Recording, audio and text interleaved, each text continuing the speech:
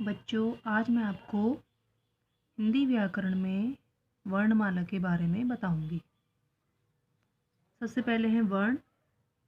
वर्ण भाषा की उस मूल ध्वनि को कहते हैं जिसके टुकड़े नहीं किए जा सकते।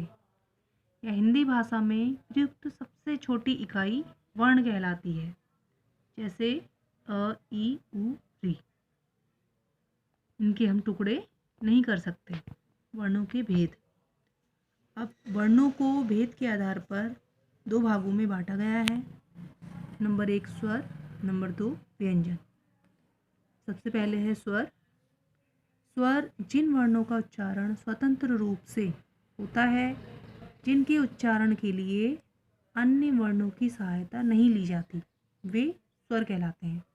अर्थात स्वरों को बोलने के लिए हमें अन्य स्वरों की सहायता नहीं लेनी पड़ती है। इनका प्रयोग हम स्वतंत्र रूप से करते हैं, ये स्वर कहलाते हैं। स्वरों की संख्या 10 है। स्वर इस प्रकार हैं: अ, आ, ई, उ, री का प्रयोग अधिकांशतः संस्कृत में किया जाता है। ए, ऐ, ओ, औ। ये हिंदी वर्णमाला के स्वर हैं। उच्चारण के समय की दृष्टि से स्वर के भी 3 भेद किए गए हैं। तो सबसे पहले है ह्रस्व स्वर, फिर है दीर्घ स्वर, उसके बाद है प्लुत स्वर। तो सबसे पहले हम ह्रस्व स्वर के बारे में जानेंगे। ह्रस्व स्वर जिन वर्णों के उच्चारण में कम से कम समय लगता है या फिर एक मात्रा का समय लगता है, उसे ह्रस्व स्वर कहते हैं।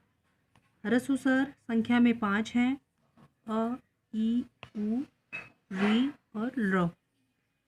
इन्हीं स्वरों को मूल स्वर भी कहते हैं। इसके बाद है दीर्घ स्वर। जिन स्वरों के उच्चारण में ह्रस्व स्वरों की तुलना में दुगना समय लगता है, अर्थात 2 मात्रा का समय लगता है, इसको हम दीर्घ स्वर कहते हैं। दीर्घ स्वर हिंदी में 7 हैं, जैसे आ, ई, उ, ए, ऐ, ओ, औ। दीर्घ स्वरों को ह्रस्व स्वरों का दीर्घ रूप नहीं समझना चाहिए। यहाँ पर दीर्घ शब्दों का प्रयोग उच्चारण में लगने वाले समय के आधार पर किया गया है, अर्थात दीर्घ स्वरों के उच्चारण के लिए 2 मात्रा का समय लगता है। इसके बाद है प्लुत स्वर। जिन स्वरों के उच्चारण में दीर्घ स्वरों से भी अधिक समय लगता है, अर्थात इनको बोलने के लिए ह्रस्व स्वर की तुलना में तिगुना समय लगता है, तो इनको प्लुत स्वर कहते हैं। इनका प्रयोग प्रायः दूर से बुलाने के लिए किया जाता है। प्लुत स्वर का चिन्ह है, जैसे ओम, राम। अर्थात हम जब किसी को पुकारते हैं तब इनका प्रयोग किया जाता है। इसको बोलने के लिए 3 मात्रा का समय लगता है। ये प्लुत स्वर कहलाते हैं।